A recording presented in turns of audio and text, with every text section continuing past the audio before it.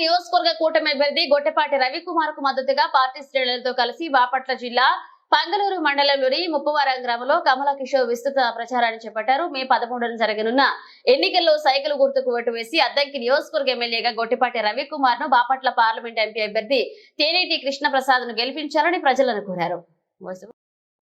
పెన్షన్లు 4,000 రూపాయలు, పిల్లల చదువుకు ఒక్కొక్కరికి 15,000 రూపాయలు, మహిళలకు ఆర్టీసీ బస్సులో ఉచిత ప్రయాణం, ఏడాదికి 3 గ్యాస్ సిలిండర్లు, 18 ఏళ్ల ఆడపడుచులకు నెలకు 1,500 ఆర్థిక సాయం, రైతులకు ఏటా 20,000 పంట సాయం అందిస్తారని మేనిఫెస్టోను ప్రజలకు వివరిస్తూ ప్రచారాన్ని చేశారు. ఈ కార్యక్రమంలో టీడీపీ, జనసేన, బీజేపీ నేతలు, కార్యకర్తలు పాల్గొన్నారు.